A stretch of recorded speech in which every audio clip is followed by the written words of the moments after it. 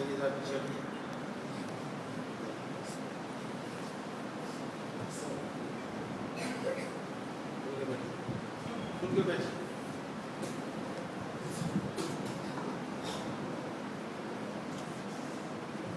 باللہ من الشیطان الرجیم بسم اللہ الرحمن الرحیم یا ایہا الذین آمنوا اوفوا بالعقود احلت لکم بہیمۃ الانعام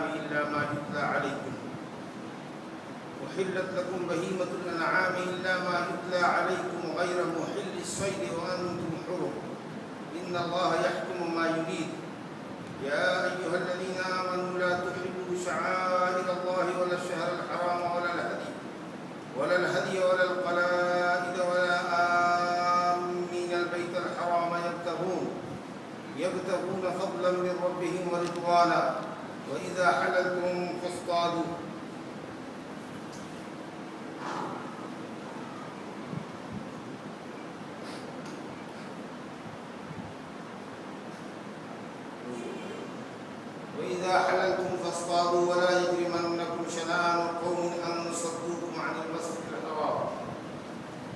ولا يجرمنكم شنآن قوم أن صدوكم عن المسجد الحرام أن تعتدوا وتعاونوا على البر والتقوى ولا تعاونوا على الإثم والعدوان واتقوا الله إن الله شديد العقاب. محترم حاضرین، یہ ابتدائی آیات ہے سورہ المائدہ کی، اور پہلی آیت بلاغت کی انتہا کو پہنچی ہوئی ہے. 2 سطر کی اس آیت میں اللہ رب العالمین نے بہت سارے احکام اور مسائل بیان کیے ہیں جس کے مثل کلام لانا انسان کے بس میں. ایک فلسفی کندی کو اس کے شاگردوں نے کہا، جو عربی زبان کا بڑا ماہر آدمی، بڑا فصیح و بلیغ آدمی تھا. علامہ شوکانی نے اس آیت کی تفسیر میں لکھا ہے نقاش کے حوالے سے کہ فلسفی کندی کو اس کے شاگردوں نے کہا کہ ایھا الحکیم، اے مرد دانا عقل مند، اعمل لنا مثل ھذا القرآن، اس قرآن کے طریقے سے کوئی کتاب ہمارے لیے لکھ دیجیے. یہ فصاحت و بلاغت میں اسی معیار کی.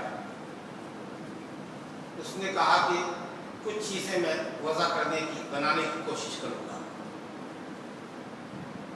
چنانچہ اپنے آپ کو، اپنے ذہن کو یکسو کرنے کے لیے اس نے کئی دنوں تک یا بہت دنوں تک لوگوں سے اپنے آپ کو الگ تھلگ رکھا، گوشۂ تنہائی اختیار کی. اور اس کے بعد وہ نکلا تو شاگردوں نے کہا کہ کوئی کتاب آپ بنا کر لائے ہیں قرآن جیسے تو پیش کریے. تو کہا کہ نہیں ہو سکی، کوئی تحریر اس جیسی نہیں لکھی جا سکی. میں نے جب قرآن کھولا تو میری پہلی نظر پڑی سورہ مائدہ کی اسی آیت پر جو آپ کے سامنے تلاوت کی گئی. تو اس 2 سطر کی آیت میں نے دیکھا کہ اللہ رب العالمین وعدے، معاہدے اور معاملات کو پورا کرنے کی ہدایت دیتا ہے، وعدہ خلافی سے، معاہدے کی خلاف ورزی سے منع کرتا ہے، چوپایوں کو حلال کرتا ہے، اس میں کچھ چوپایوں کا استثناء کرتا ہے کہ وہ حرام ہے جن کی تلاوت بعد میں آ رہی ہے. پھر حلال چوپایوں میں سے بھی حالت احرام میں شکار کرنے کو حرام کرتا ہے. گویا استثناء کے بعد پھر استثناء،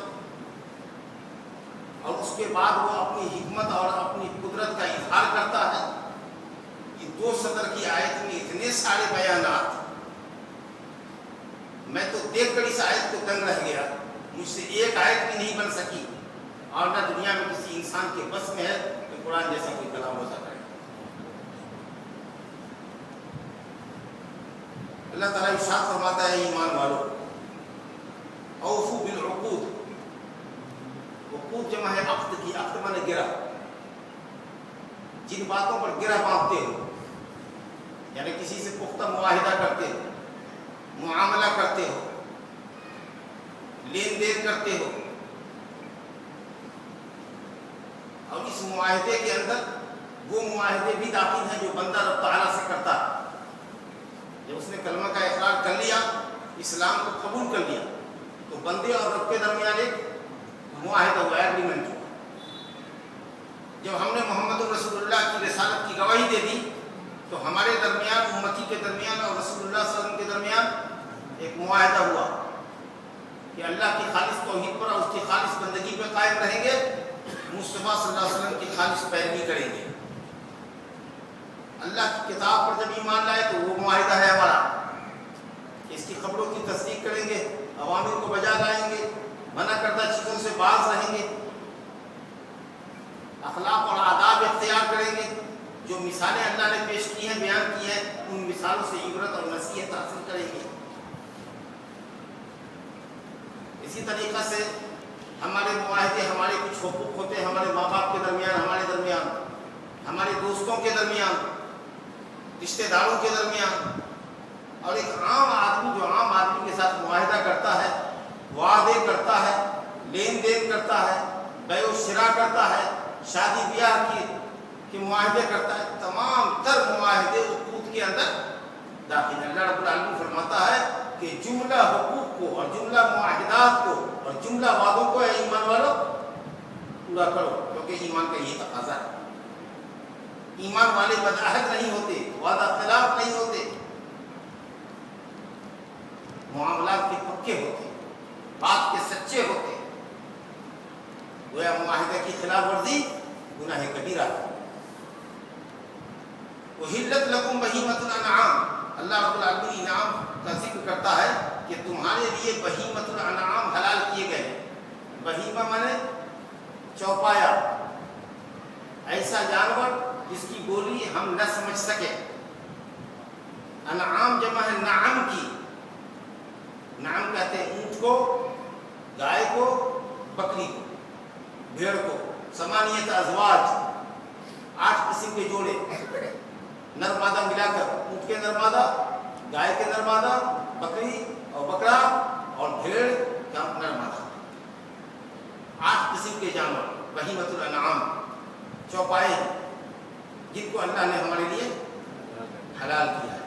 اور انشاءاللہ بہیمۃ الانعام کے اندر وہ جانور بھی ہیں جو وحشی ہیں، جنگلی جانور ہیں، جن کا کھانا ہمارے لیے حلال ہے، جیسے جنگلی گدھا، جنگلی گائے یا ہرن، اس طرح کی جو چیزیں ہیں وہ ہمارے لیے جائز ہے۔ چڑھ پایا وہ بھی اس کے اندر اچھا لگا۔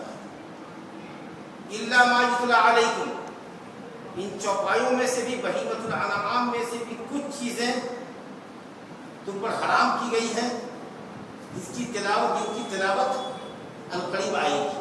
استثناء ہو گیا کہ چوپایوں میں سے بھی کچھ چیزیں ناجائز ہیں، منع ہے، جن کی تلاوت آئے گی۔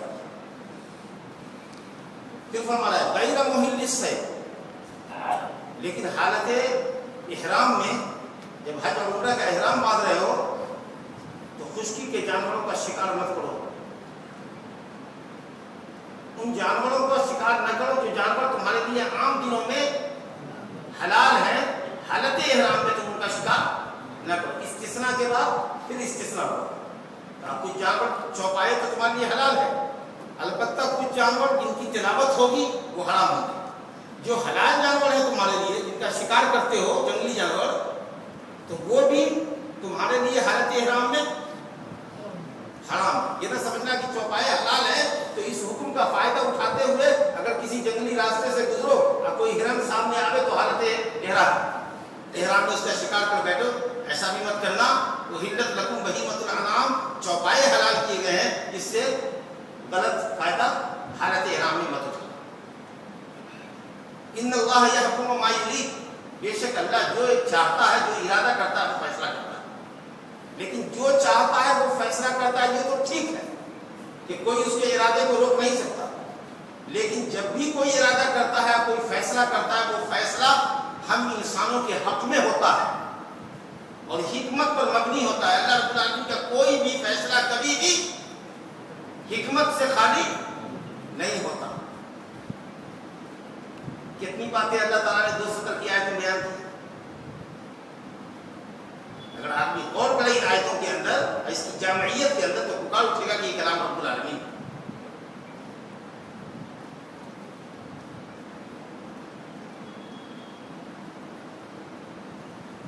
آگے اللہ فرماتا ہے یا ایھا الذین آمنوا لا تحلوا ایمان والوں، اللہ کے شعائر کو حلال مت کرو، محرمات کو، مناسک حج کو، حدود حرم کے احترام کو پامال مت کرو۔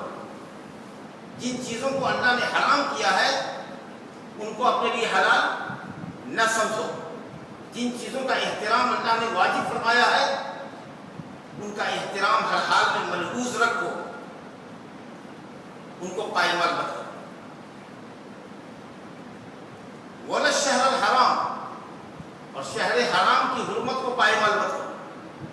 شہر حرام 4 مہینے حرمت والے ہیں، 3 مہینے لگاتار، ذی القعدہ، ذی الحجہ، محرم، اور 4تھا مہینہ رجب جو شعبان سے پہلے آتا۔ یہ 4 مہینے حرمت والے ہیں، ان مہینوں میں ظلم مت کرو، بطور خاص گناہوں سے پرہیز کرو، ان مہینوں کا خیال رکھو، یعنی ان مہینوں میں قتال نہ کرو۔ لیکن جمہور علماء اسلام نے کہا کہ یہ آیت یا آیت کا یہ حصہ منسوخ ہے، اب مشرکین سے حرمت والے مہینوں میں بھی قتال جائز ہے۔ فَإِذَا انْسَلَخَ الْأَشْهُرُ الْحُرُمُ فَاقْتُلُوا الْمُشْرِكِينَ حَيْثُ وَجَدتُّمُوهُمْ، جہاں کہیں بھی مشرکین کو پاؤ قتل کر دو۔ اور نبی کریم صلی اللہ علیہ وسلم نے حنین کی جنگ ذی القعدہ میں لڑی تھی، جو کہ حرمت والا مہینہ ہے۔ دوسرے بعض علماء نے کہا کہ نہیں، مطلق جو حکم ہے کہ مشرکین کو جہاں پاؤ قتل کرو، اس حکم کو خاص کیجیے اس آیت سے کہ جب چاہو قتل کرو، لیکن حرمت والے مہینے کے اندر نہیں۔ جمہور کے قول کے خلاف انہوں نے کہا کہ مطلق و مقید۔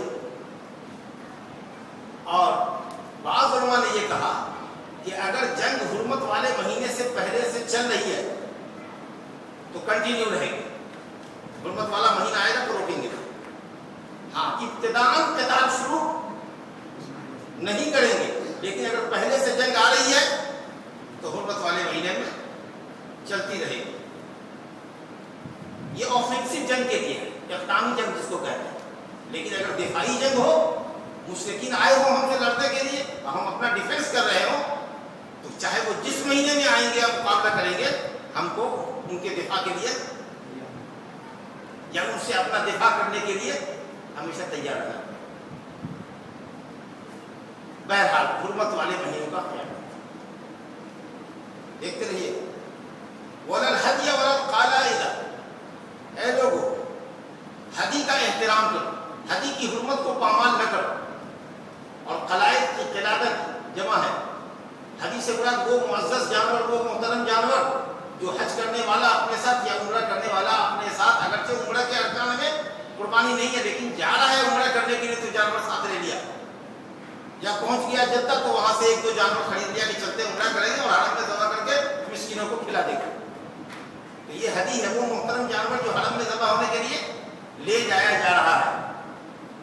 یہ جانور حاجی کے ساتھ، عمرہ کرنے والے معتمر کے ساتھ جا رہا ہے، اور اس میں بھی ہدی کے لیے ایک خاص بات یہ ہے کہ اس کو قلادہ پہنا دینا سنت ہے۔ ایک ہار پہنا دیجئے اون کا یا رسی کا یا کھجور کی چھال کا، اور جوتا یا چپل اونٹ کے اور گائے کے کوہان کو چیر کر کے اس کے گردن پر چیر کے اس کے خون میں جوتے کو لطپت کر دیجئے اور گردن میں اس کے ایک ہار بنا دیجئے، ایک جوتے کا۔ بکری چونکہ چھوٹا جانور ہے اسی لیے اس کو نہیں چیرنا چاہیے تاکہ اس کے خون سے وہ کمزور، خون بہنے سے کمزور نہ ہو، لیکن اونٹ اور گائے کو قلادہ پہنانا سنت ہے۔ یہ ایک سمبول ہے کہ یہ جانور کہاں جا رہا ہے، حرم میں ذبح ہونے کے لیے، نہایت محترم جانور، یہ ایک علامت ہے تاکہ کوئی اس کو راستے میں چوری نہ کرے، کوئی اس پر ظلم و زیادتی نہ کرے، اس کا احترام کرے، اس لیے یہ ایک علامت ہے ہدی پہنانا۔ تو اللہ رب العالمین نے کہا کہ وہ جانور جو جا رہا ہے ہدی، اور اس میں جو قلادہ پہنا ہوا خاص طریقے سے ان جانوروں کا احترام کرو۔ وَلَا آمِّينَ الْبَيْتَ الْحَرَامَ، اور ان لوگوں کو بھی پریشان مت کرو جو بیت اللہ الحرام کا قصد کر رہے ہیں۔ جو حج اور عمرے کے واسطے جا رہے ہیں ان کو ڈسٹرب مت کرو، راستے میں رکاوٹیں کھڑی مت کرو، ان کی جان مال سے کھلواڑ مت کرو۔ کہیں کو جا رہے ہیں یبتغون فضلا من ربهم ورضوانا، جو اپنے رب کا فضل تلاش کرنے اور اللہ سبحانہ و تعالیٰ کی رضا اور خوشنودی حاصل کرنے کے لیے مکہ جا رہے ہیں، ان کا بھی احترام کرو۔ یہ اللہ کے گھر کے مہمان لوگ ہیں، ان کی جان مال عزت و آبرو کی حفاظت کرو۔ اس کا مطلب یہ ہوا کہ جو اگر کعبہ کا قصد کر رہا ہو فساد پھیلانے کے لیے، الحاد کرنے کے لیے، شرک و بدعت کا کام کرنے کے لیے، دہشت گردی کرنے کے لیے، تو ایسے آدمی کو گھیر دو، جانے مت دو۔ فرمایا ان لوگوں کو مت پریشان کرو جو کعبہ کا قصد کر رہے ہیں روزی تلاشنے کے لیے، اللہ کا فضل یعنی تجارت کرنے کے واسطے جا رہے ہیں، اور فضل کے ساتھ ساتھ رضوان اللہ کی رضا اور خوشنودی کے لیے جا رہے ہیں، طواف کریں گے، نمازیں پڑھیں گے، حج عمرے کے لیے جا رہے ہیں، ایسے لوگوں کو پریشان مت کرو، کعبہ تک پہنچنے میں مدد کرو ان کی۔ لیکن اگر کوئی غلط ارادے سے جا رہا ہے تو اس کو روکو، یہ تو مفہوم ہوگا۔ جائے امن ہے، وہ وہاں جا رہا ہے فساد پھیلانے کے لیے تو جانے دو گے؟ جیسے ہی مان لو کہ یہ فسادی ہے، برے ارادے سے جا رہا ہے، وہاں جا کر کے نعوذ باللہ اللہ نہ کرے بم بلاسٹ کرے گا، پکڑو اس کو، پولیس کے حوالے کرو۔ میں جاتا تھا ایسے، نہیں کچھ نہیں، تمہارے جیسا آدمی اس مقدس شہر میں شہر امن کے اندر نہیں جا سکتا۔ وَإِذَا حَلَلْتُمْ فَاصْطَادُوا، رب العالمین نے کہا تھا نا کہ جب حالت احرام میں رہو تو شکار مت کرو۔ ان جانوروں کا جو جانور تمہارے لیے حلال ہے، جیسے ہرن، نیل گائے، جنگلی گدھے، جنگلی گائے، حالت احرام میں شکار نہ کرو۔ اب اللہ فرماتا ہے کہ وَإِذَا حَلَلْتُمْ فَاصْطَادُوا، جب حلال ہو جاؤ، احرام سے باہر آ جاؤ تو اب شکار کر سکتے ہو۔ اب ممانعت ختم ہو گئی، گویا رب العالمین نے احرام کے احترام میں شکار کرنا منع کیا تھا۔ جا رہے عبادت کے واسطے، ادھر شکار کرنے لگے، شکار کے پیچھے دوڑنے لگے، یہ احرام کا احترام نہیں تھا۔ لیکن اب جب کہ آزاد ہو گئے، احرام سے باہر آ گئے، اب کوئی ممانعت نہیں رہی، خشکی کے جانور کا شکار کرو۔ الحمدللہ۔ اچھا، احرام میں آنے سے پہلے شکار کا کیا حکم ہے؟ آپ سب لوگ شکار کرتے ہیں؟ نہیں نا؟ تو شکار کا کیا حکم ہے؟ واجب ہے؟ نہیں کرنے سے گناہ ہوگا؟ مطلب کیا ہوا کہ شکار کرنا جائز ہے۔ اگر کوئی آدمی جنگلی جانوروں کا شکار کرے، پرندوں کا شکار کرے، تو اسلامی نقطۂ نظر سے وہ جائز ہے۔ ملکی پابندی اگر ہے کچھ جانوروں کو مارنے پر، پرندوں کو مارنے پر، وہ آپ سمجھیے گا، ہم شریعت کے ضابطے کے تحت بات کر رہے ہیں۔ تو احرام میں آنے سے پہلے شکار جائز ہے، واجب نہیں، کمپلسری نہیں، گناہ نہیں لگے گا۔ حالت احرام میں آنے کے بعد منع ہو گیا، یعنی حرام ہو گیا، اس کے بعد پھر اجازت مل رہی کہ اب کر سکتے ہو، تو کیا حکم ہوگا شکار کا؟ پھر جائز ہی رہے گا۔ جو عمل کے ممانعت سے پہلے جس حکم پر تھا، ممانعت کے بعد جب پھر اجازت ملے گی تو وہ اسی حکم پر آئے گا۔ اگر کوئی عمل واجب تھا، اور کیجیے گا، کوئی عمل واجب تھا، وہ رک گیا، مثال کے طور پر مشرکین سے قتال واجب تھا، حرمت والا مہینہ آیا، رکو، پھر حرمت والا مہینہ ختم ہوا تو قتال کیا ہوگا؟ واجب ہوگا۔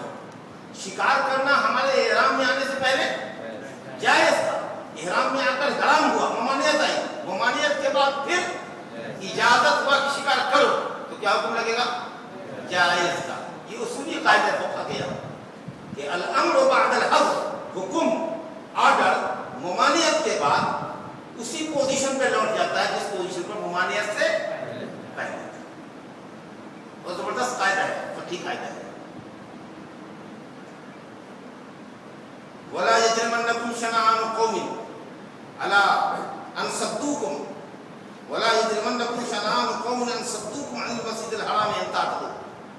اسلام کتنا کامل دین ہے اور کتنے اعلیٰ اور عرفہ اخلاق کا داعی ہے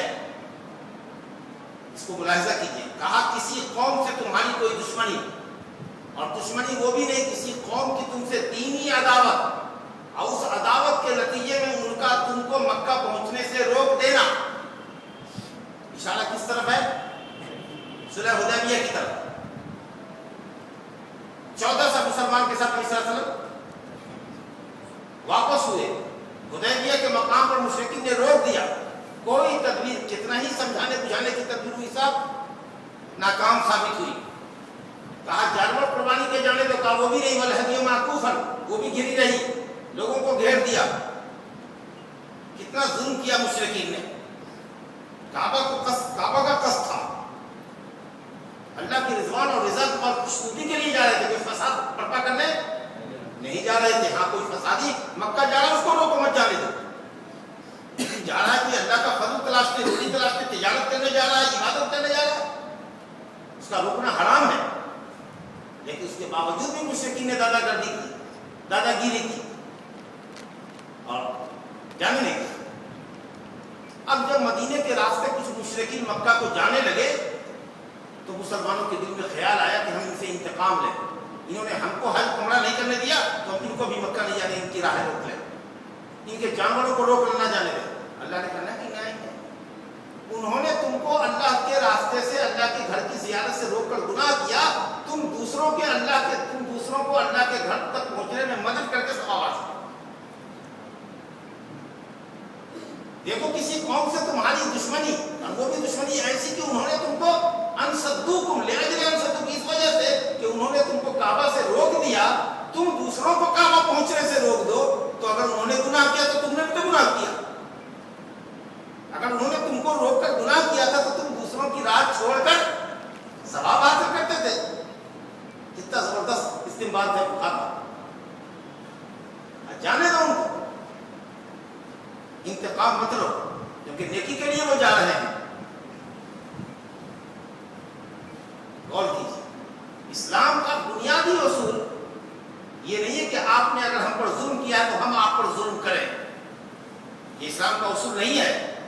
نبی صلی اللہ علیہ وسلم نے فرمایا ادی الامانہ الی من اؤتمن ولا تخن من خان، جس نے کوئی امانت رکھی ہے تمہارے پاس امانت دو، لیکن اگر کسی نے تم کو چیٹ کیا ہے، خیانت کیا ہے، تو ایسا نہیں کہ موقع کی تلاش میں رہو کہ اگر ہم پائیں گے تو اس کے ساتھ ہم بھی خیانت کریں گے۔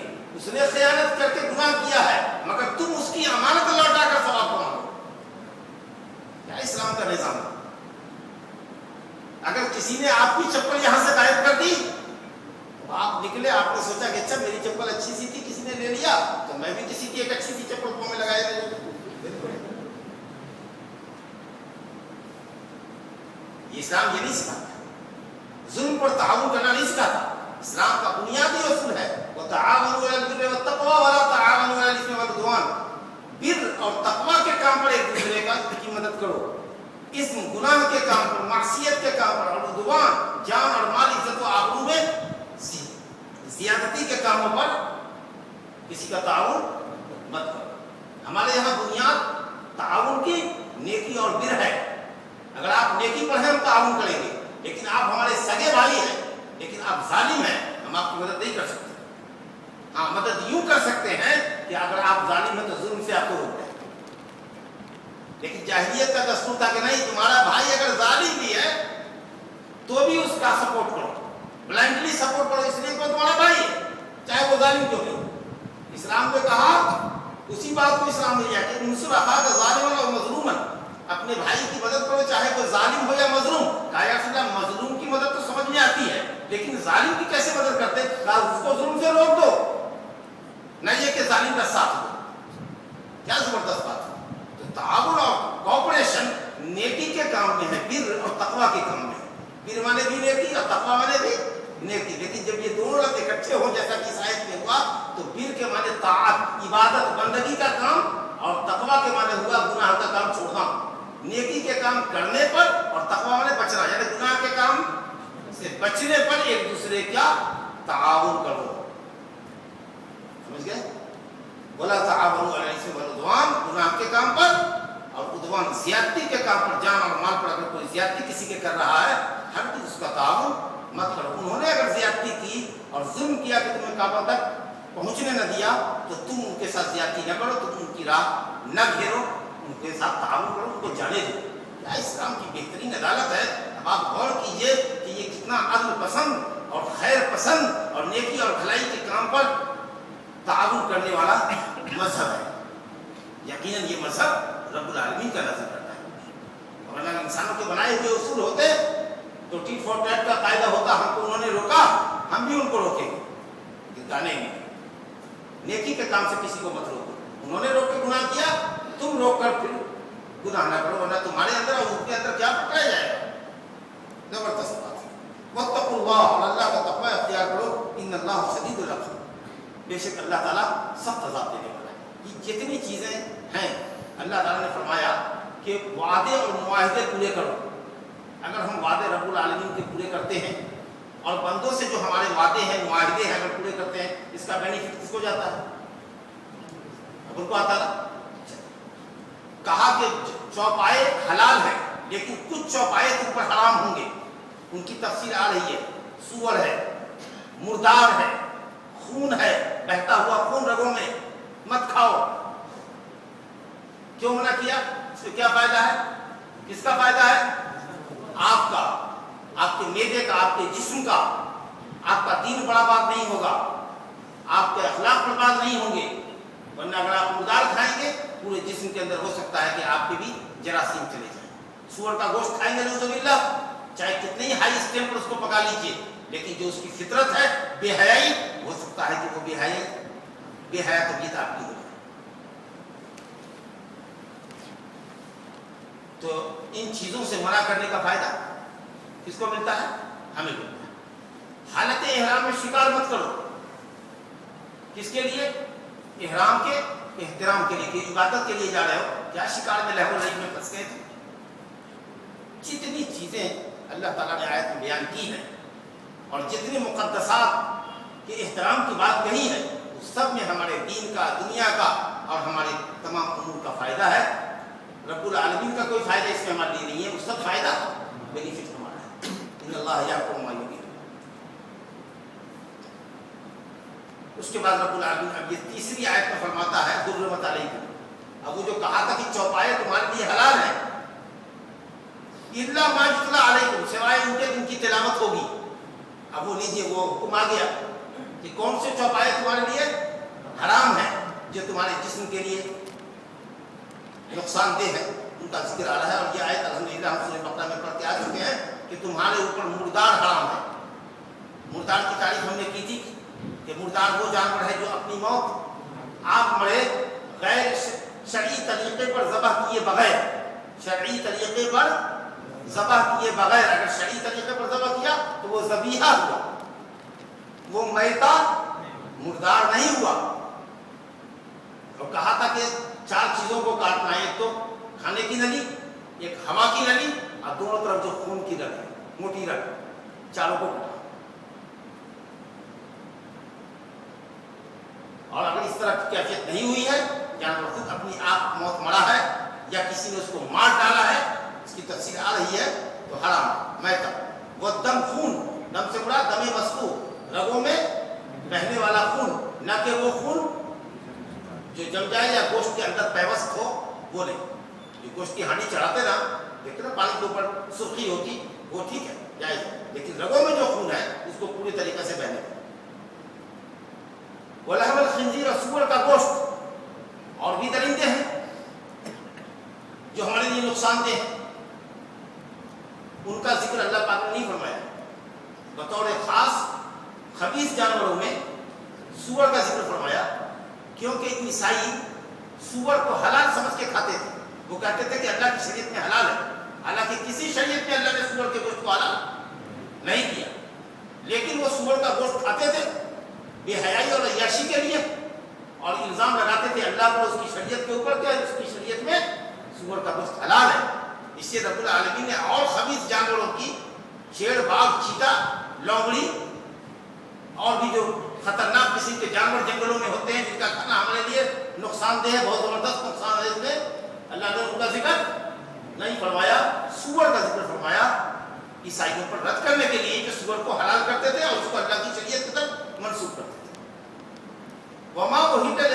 اللہ بہ، اور اللہ نے حرام کیا ہے تمہارے لیے وہ جانور بھی جو تھا حلال، بڑا پاکیزہ جانور تھا، لیکن وہ حرام اس لیے بن گیا کہ تم نے استھان پر اس کو چڑھا دیا، چاہے دیوی کے استھان پر چڑھاؤ یا کسی ولی اللہ کے استھان پر قبر پر چڑھاؤ، ان کی رضامندی کے لیے ضرورت ہے، فلاں بزرگ کے نام سے یا کہو اللہ ہی کے نام سے، لیکن یہ جانور جائے ان کی رضا اور خوشنودی کے لیے، تو کسی دیوتا کے نام پر چڑھاؤ، کسی درگا کے نام پر چڑھاؤ یا کسی درگاہ پہ چڑھاؤ، اگر اللہ کے علاوہ کے لیے چڑھاتے ہو اور اللہ کے علاوہ کا نام اس پر لیتے ہو تو وہ جانور حلال ہونے کے باوجود بھی حرام ہو گیا، کیونکہ یہ شرک ہو گیا، شرک۔ والمنخنقہ، اور وہ جانور بھی تمہارے یہ مردار جانوروں کی قسموں کی تفصیل تھوڑی آئی، منخنقہ اختناق، جس کا گلا گھوڑ دیا جائے، جانور کا گلا تم گھوڑ دو ہاتھ سے یا رسی اس کے گلے میں باندھ کر کے اس کا گلا گھوڑ دو، یا خود جانور تنگ مقام پر اپنا گردن گھسا لے اور اس کے بعد لاکھ تدبیر اور کوشش کرے کہ گردن باہر آ جائے، اس کی گردن باہر نہ آئے، یہاں تک کہ اختناق ہو جائے، دم اس کا گھٹ جائے تو مر گیا نا، تو تم گھوڑ دو یا اس کا گردن، اس کی گردن گھٹ جائے، حرام۔ والموقوذہ، وقص کہتے ہیں مار کو، لاٹھی مارا، ڈنڈا مارا، رڈ لگایا اس کے اوپر، یہاں تک کہ مار مار کے اس کو مار ڈالا، جانور تمہارا حرام۔ والمتردیہ، اوپر سے لڑک کے گرا یا گرا دیا تم نے پہاڑ سے، چھت سے، نیچے آتے آتے مر گیا، حرام۔ والنتیہہ، دو جانور آپس میں لڑے، دونوں نے ایک دوسرے کو سینگ میں ماری، ایک جانور مر گیا یا لڑتے لڑتے دونوں ہی مر گئے، حرام ہو۔ وما اکل السبع الا ما زکیتم، اور جس کو درندے نے کھا لیا، چیتا آیا اور بکری کی ٹانگ نوچ کر لے کر بھاگ گیا، کچھ جسم سے نوچ کر کے لے کر بھاگ گیا، لیکن جب تک تم دوڑے دوڑے ماشاءاللہ دیکھا کہ جانور ہمارا زندہ ہے، سانسیں لے رہا ہے، گردن پر چھری چلائیں گے تو چھٹپٹائے گا، یا نہیں تو تھوڑی سی بھی زندگی ہو، تھوڑی سی بھی زندگی ہے، دم اس کی ہل رہی ہے، جانور نے جیسے شیر نے حملہ کیا ہے، بالکل پیٹ پھاڑ دیا ہے، پاس باہر آ گئی ہے، لیکن جانور اپنی ٹانگوں کو چھٹپٹا رہا ہے، فوراً چھری لایا، بسم اللہ اللہ اکبر کر کے ذبح کر لیا، اوپر سے لڑکا تھا، آخری سانسیں لے رہا ہے، ذرا سا دم ہلا رہا ہے، پیٹ اس کی دیر سے ہی سانس چل رہی ہے، الحمدللہ بسم اللہ ذبح کر۔ مطلب جتنے جانور کی شکل ہوئی، دم گھٹا ہوا ہے، پٹا ہوا ہے، اوپر سے لڑکا ہوا ہے، جی اسی طریقے سے سینگ سے بدحال ہے، یا کسی حملہ آور جانور نے، درندے نے اس کا گردن نوچ لیا ہے، اس کی آنکھ باہر کر دی ہے، پیٹ پھاڑ ڈالا ہے، لیکن ابھی اس میں زندگی باقی ہے، بالکل ہلاکت کے کنارے پر جانور نہیں ہے، بسم اللہ الا ما زکیتم، مگر جس کو تم ذبح کر دو تو وہ تمہارے لیے، لیکن تمہاری چھری چلنے سے پہلے وہ سخت بن گیا، حرام ہو۔ وما ذبح علی النصب، اور جو استھانوں پر، چبوتروں پر، پتھروں پر ذبح کر دیا جائے، یعنی غیر اللہ کے تقرب کے لیے، وہ ان تستقسموا بالازلام، یہ تمام چیزیں تھی کھانے کے تعلق سے، اور ایک چیز ہے قسمت کا حال معلوم کرنا، بدعقیدہ لوگ جاتے دنیا دار مولویوں کے پاس جو دین کو دنیا کے عوض بیچتے ہیں، ان سے فال کھلواتے، قسمت کا حال معلوم کرتے، تو جاہلیت کے اندر بھی لوگ جاتے تھے بت کے پجاریوں کے پاس، بڑے پنڈوں کے پاس، کہتے شادی کرنا چاہتا ہوں، یہ کاروبار کرنا چاہتا ہوں، قسمت کا حال معلوم کیسا ہوگا، کیا پروگرام ہے، آگے کیا ہونا، فائدہ ہونا ہے کہ نقصان ہونا ہے، آپ ذرا بتائیے۔ وہ پانسے کی تیر یا کچھ ایک طرح کی بنی ہوئی لکڑیاں جو بالکل ایک ہی سائز کی ہوتی، کسی میں لکھا ہوتا کرو، کسی میں ہوتا کہ مت کرو، اور کسی میں ہوتا کہ ٹرائی اگین، ایک بار اور قسمت آتی، ایسا کچھ لکھا ہوتا۔ تینوں طرح کی لکڑیاں کچھ زیادہ مقدار میں ہوتی، ایک جھولے میں، بڑے سے جھولے کے اندر ڈال دیتے اور اس کو ہلا دیتا، اوپر نیچے کر دیتا اور کہتا اچھا تم نکالو یا میں نکالتا ہوں، اچھا آپ بھی نکالیے، اچھا تمہاری قسمت سے نکالتا ہوں، ایک نکالا، دیکھا یہ فرکڑ بڑے کامیاب ہے، तुम्हारा प्रोग्राम एकदम 100% काम है, करो। तो बड़ी किस्मत का हाल मालूम हो गया। देवियों का साथ है, बुजुर्गों की दुआएं तुम्हारे साथ है, बुजुर्गों की नजर करम तुम पर रहेगी। चलो करो, कामयाब रहोगे। अगर आया कि ला तफल मत करो, तो कहते नहीं अच्छा भी काम है तो मत करो, क्योंकि मुकद्दर का हाल सामने आ गया है, नुकसान होगा।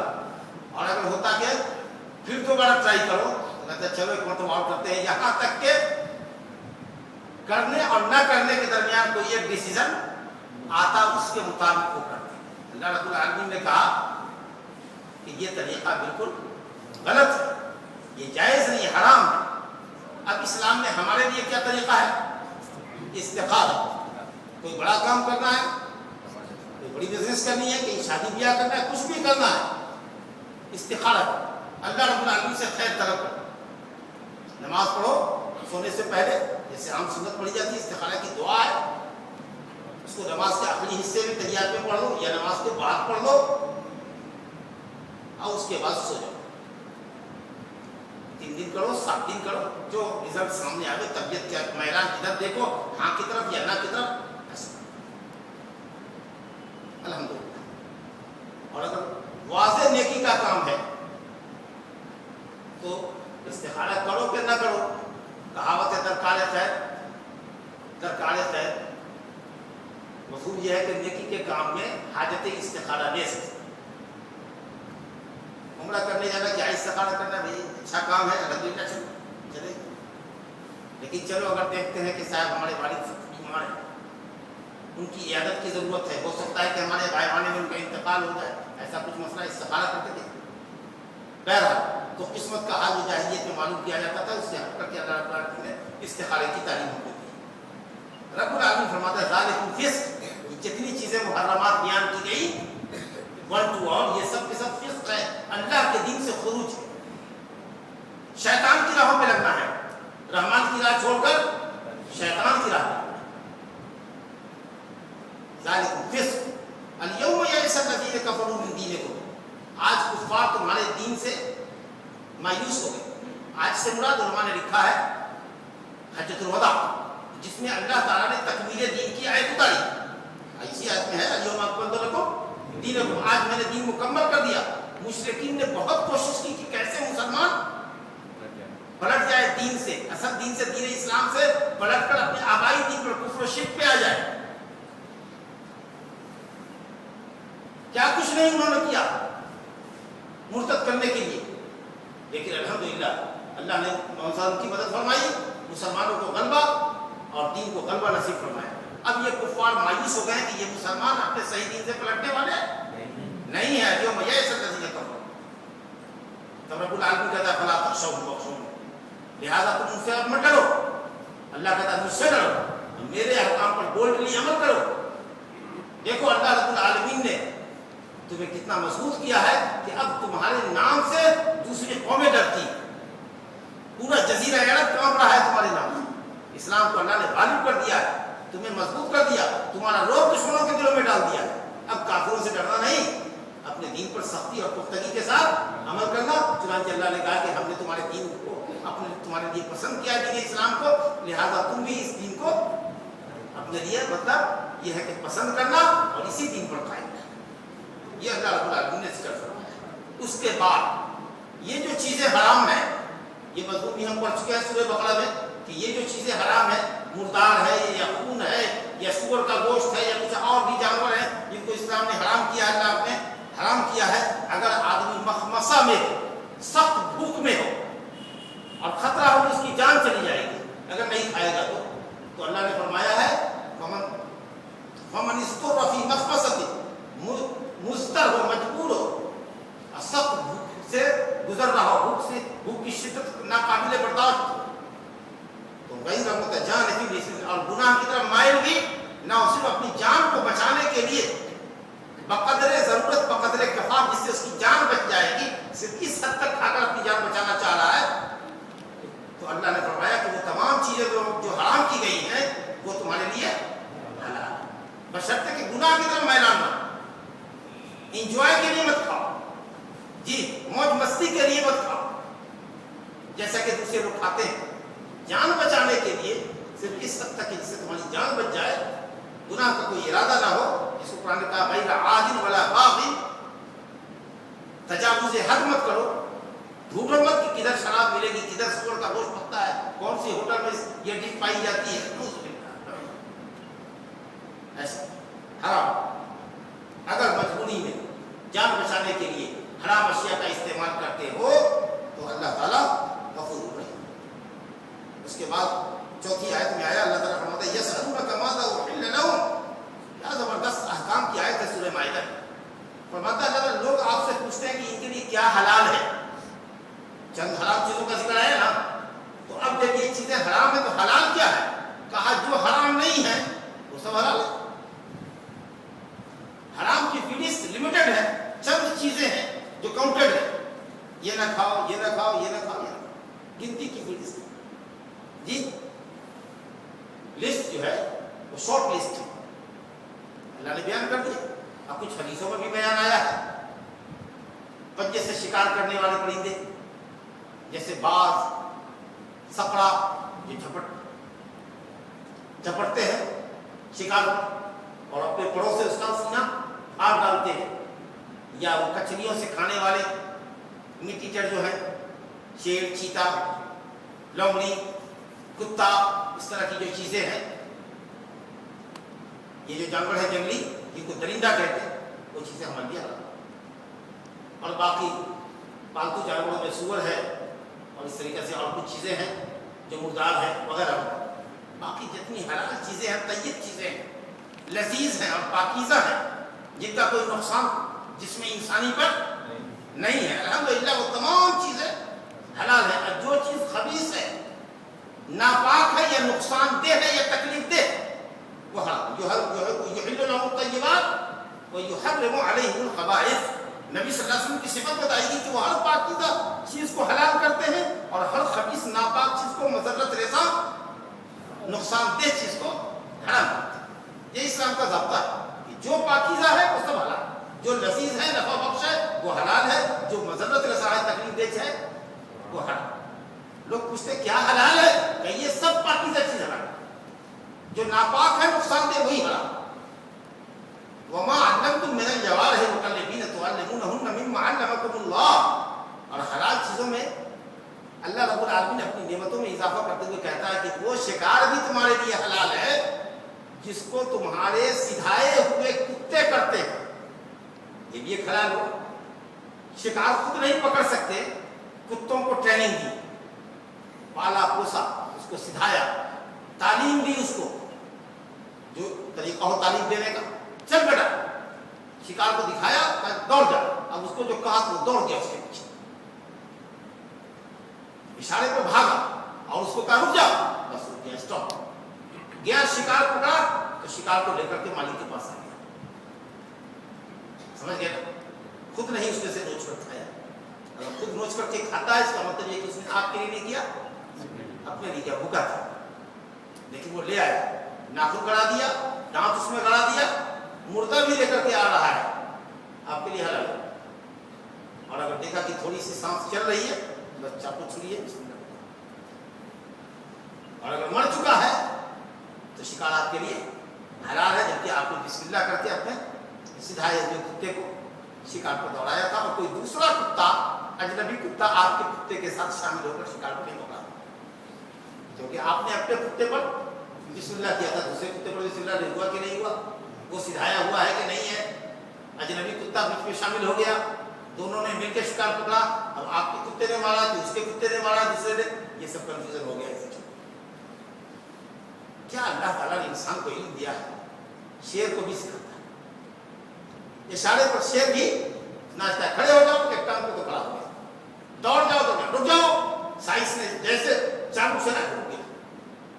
تو کتے کو بھی سکھاتے ہیں، اور اگر کوئی لیپارڈ کو اگر پال کو اس کے بڑا کرے اپنے یہاں چیتے کو، اور ہو گیا چیتا باندھ کے رکھے ہوا سکر میں اور لے کے چلتا اور جنگل میں جا کر کے اس کو ہرن پر دوڑا دیتا، نیل گائے پر دوڑا دیتا، اور گیا لیپارڈ اس کے اوپر پکڑا، اس کو نوچا، اور یہاں تک اس کو نوچ کھسوٹ کر کے اس کو دوڑ مار ڈالا اور کھینچ کر کے لا رہا ہے، یا مالک کے پاس آیا اس کو لے کے جانا۔ اسی طریقے سے باز और सकड़ा जो परिंदा है, जो शिकार झपटता है, परिंदों को झपटता है, छोड़ दो तो फजा में जो छोटे छोटे परिंदे जा रहे हैं सबको पकड़ के ले आते हैं, कलेजा फाड़ डालता हूँ, ऐसा पंजे से मारता। अल्हम्दुलिल्लाह अल्लाह ने इंसान को कितना इल्म दिया, लेकिन ज्यादातर आदमी सिखाते हैं किसको? कुत्ते को। इसलिए अल्लाह का मुकल्लिबीन, कुत्ते को तालीम देने वाला। हालांकि इसमें चीते को भी आप तालीम दे सकते हैं और अपने परिंदों को भी तालीम दे सकते हैं। तो ऐसे सिधाए हुए कुत्ते या चीते या परिंदे अगर आप बिस्मिल्लाह करके शिकार पे छोड़ते हैं और वो पकड़ के ले आए, खून बहा दिया उन्होंने और मर भी गया परिंदे, शिकार आपका, तो आपके लिए हलाल है। लेकिन देखिएगा कहीं निशान इसको लगा है कि नहीं लगा है जख्म का। अगर गया और बिल्कुल टूट पड़ा, मान लीजिए कि आपका कुत्ता था 2 मन का, 1 कुंटल वेट का था और खरगोश पे आपने उसको छोड़ा और खरगोश से छोटा था, जैसे ही उसके ऊपर वो आया उसके वेट से वो मर गया। तो ये कौन सा जानवर हो गया? मौकूजा हो गया, चोट खाया हुआ हो गया, आराम हो गया। देखिए छोटा बच्चा समझ गया कि ये चोट खाया हुआ था, दब करके मर गया, खून नहीं बहा उसका, इसलिए वो मुर्दार हो गया। लेकिन अगर नोच लिया होता, गर्दन से नोचे, किसी हिस्से पे नोचे, खून बह गया और घसीट के ले आया, अगर जिंदगी बाकी है तो बिस्मिल्लाह कर लो, नहीं अगर है मर गया है लेकिन खून उसके जिस्म का कुछ बह गया है तो अब आप के लिए हलाल। तो अल्लाह ताला का ये इनाम देखिए कि उसने जानवरों को तालीम देना आपको सिखाया है और उन जानवरों के जरिए आप शिकार करते हैं, वो शिकार जो आपके लिए हलाल है। मुकल्लिबीन तुअल्लिमूनहुन्ना मिम्मा अल्लमकुमुल्लाह फकुलू मिम्मा अमसकना अलैकुम, तो जो शिकार तुम्हारे लिए तुम्हारे सिखाए हुए कुत्ते या चीते पकड़े उनको खाओ, अल्लाह का नाम लेकर के अगर छोड़ा है तो, और अल्लाह का तक़वा इख्तियार करो, बेशक अल्लाह ताला जल्द हिसाब लेने वाला है। उसके बाद फिर अल्लाह रब्बुल आलमीन और एहसान फरमाता है, अल यौमा उहिल्ला लकुमुत तय्यिबात। एहसान पर एहसान का जिक्र कर रहा है, किस लिए? इसलिए ताकि आप रब्बुल आलमीन के एहसान पर उसके शुक्रगुजार हों कि हम जो दौड़कर मारते थे, तीर फेंक के शिकार करते थे, वो था ही, अब तो कुत्तों के जरिए भी, चीतों के जरिए और सकड़ा और बाज के जरिए भी शिकार हमारे लिए हलाल किया जा रहा है। रब्बुल आलमीन मज़ीद एहसान फरमाते हुए कह रहा है, अल-यौमा उहिल्ला लहुमुत तय्यिबात, इनके लिए पाकीज़ा चीजें फिर हलाल की जा रही है, हलाल की गई है। व तआमुल लज़ीना ऊतुल किताब हिल्लुल लकुम, जिन लोगों को किताब दिया गया है यानी यहूद व नसारा, उनका भी खाना हलाल है। व तआमुकुम हिल्लुल लहुम, तुम्हारा खाना उनके लिए हलाल है। खाने से मुराद ज़बीहा, लज़्ज़त है ज़बीहा।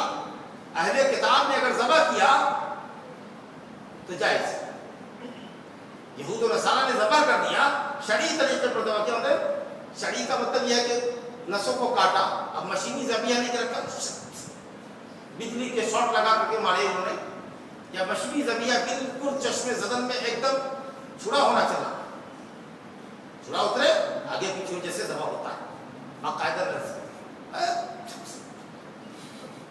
ये जो कैफियत होती है झटके हो जैसे, लेकिन अगर ज़बह है जिससे खाने की नस, हवा की नस और ये दोनों वजह जो रंग है बाकायदा कटी हुई है, और यहूदी ने ज़बह कर दिया, ईसाई ने ज़बह कर दिया, तो हम मुसलमानों के लिए ज़बीहा जायज़ है। लेकिन अगर कोई मुशरिक ज़बह करेगा, बुतपरस्त, कोई मजूसी करेगा, आतिश परस्त, दुनिया की और कोई कौम यहूद व नसारा के अलावा करेगी, तो जायज़ नहीं होगा। क्यों? क्योंकि वो अहले किताब है, उनकी शरीयत में भी ये बात है कि गैरुल्लाह के लिए जानवर ज़बह करना हराम है, क्योंकि तमाम अंबिया तौहीद की तालीम लेकर आए थे। उनके यहाँ भी गैरुल्लाह के लिए जानवर ज़बह नहीं, और घबरा गए हैं और राह रात से वो वैसे ही भटक गए जैसे हमारे यहाँ के लोग भटक करके गैरुल्लाह के नाम पे जा रहे हैं ज़बह करने के लिए। लेकिन जिस तरीके से हमारे यहाँ